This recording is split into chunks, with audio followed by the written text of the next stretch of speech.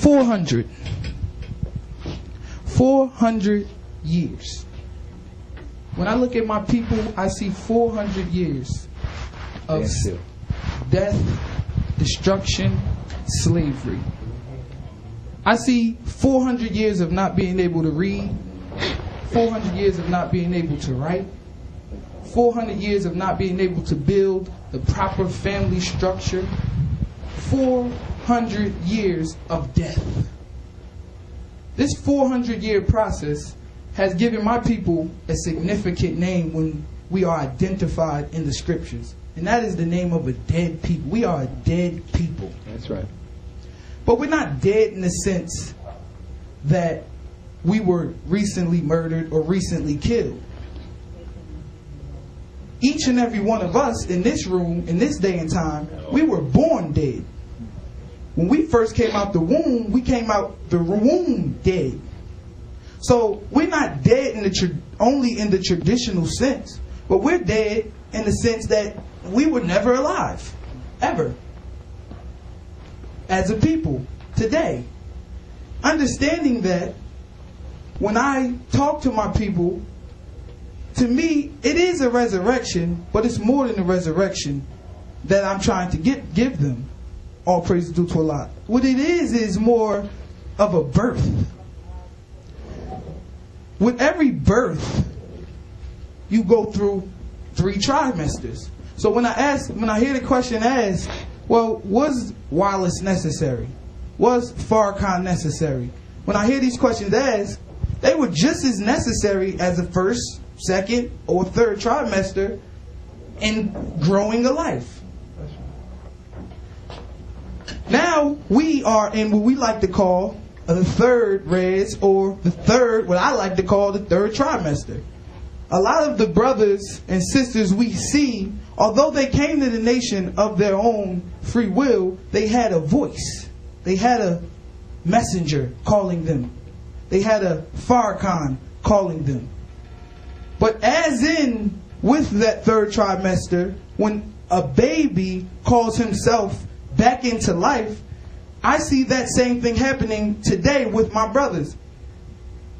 There is no quote-unquote strong voice out there today, but yet we see filled in this audience and in this room and all across the country people who are naturally germinating and naturally resurrecting back into the messenger's teachings. That's right. We see this all over, whether it's on the internet, whether it's in the barbershop, you talking to different people. Although there is no quote-unquote strong, strengthened voice, we as a people are calling ourselves back into existence, back into line with the messenger's teachings. And only through this process, through these trimesters, will we have a true Muslim. Somebody who will not look at the man, but will look at the teaching. Somebody who will not get caught up in a personality, but who was sitting at home and who knew something was not right. And who, of their own volition, stood back up and said, I'm going to take the fight out and not lie down and not quit on the Most Honorable Elijah Muhammad, because the Most Honorable Elijah Muhammad never quit on us. That's right. This is what I see when I look at my people.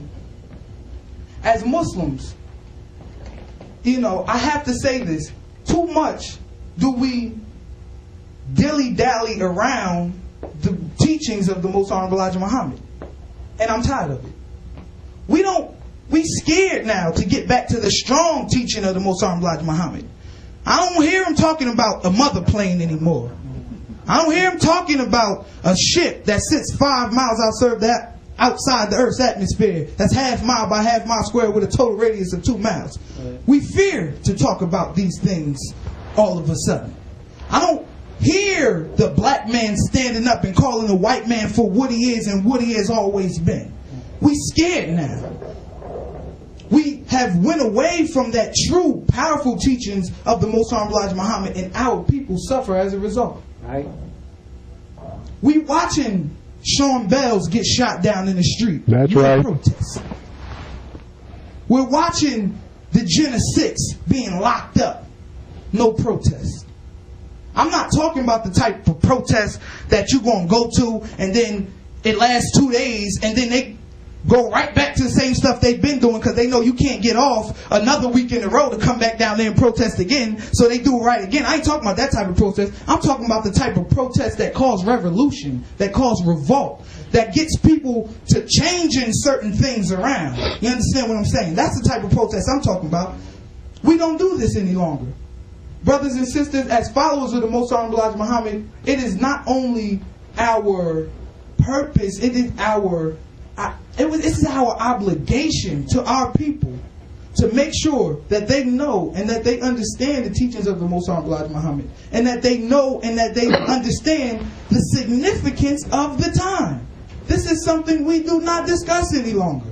We sit home, but we refuse to discuss the significance of the time. The Most Honorable Elijah Muhammad told us that time is the essence of all things. But yet we don't know what time it is we live in today. Have we forgot GM just went down? Have we forgot Wall Street crashed? Have we forgot the different things that are going on in this economy today exactly as the Most Honorable Elijah Muhammad taught it? We don't got time to no longer dilly and dally around the messenger's teachings. We got to be straight on it and straightforward and teach them as he taught them, so we can save as many lives as possible. Because rest assured, we have a devil out here who is trying to pull as many people down with him as possible. And unless we take that strong stand that the messenger took, that strong stand that many of you brothers today are taking, independent of anybody prompting you, just standing up strong for your people, unless we take that strong stand, that 144,000 number will be severely diminished. We will have nearly no one saved if we continue down the path that we continue down today. Brothers and sisters, we must acknowledge the time we are living in. It is the time of destruction. It is the time of death. It is the time of war. You walk out your house and go to the park and get on a swing set and everything's good outside your door. But right now in Afghanistan and Iraq and all throughout the country, people are dying wholesale. War, blood, death, destruction is going on right now in this world. And it's only a matter of time before that reaches right here in our shores. And if we don't have that strong teaching, that strong, precise teaching of the Most Honorable Elijah Muhammad, we all will fall by the wayside as well. I want to say one last thing, because my time is short. And that is to appeal to the youth of America, the black youth of America. You know, it's an old saying that the elderly are for counsel, but the young are for war. That's right. And today is the day of war. Have we forgot the messenger's teachings that this thing would all boil down to a race war between black and white? I want to talk strong today. Go ahead, I don't care about who in the room. I don't care about the people who trying to keep us separate and keep us on the other side of the door. I'm going to talk strong and real to you today, brothers and sisters. Have we forgot that teaching? Obviously. Because we are not prepared in any way, shape, form, or fashion. We have no army. We have no military that can protect our women, that can protect our children, that can protect. But guess what? Just like the scripture said, every trick the devil tried to pull on the people of Israel came back on him. So we see a culture of Bloods and Crips, and that's an army right there. But what are they fighting for? Colors. Territory. They're fighting for such frivolous things because the nation of Islam is so weak that we don't give them the proper things to fight for, and that is their people. We don't give them the proper things to fight for. So as a result of us not calling them to truth and to righteousness, they're being called everywhere else.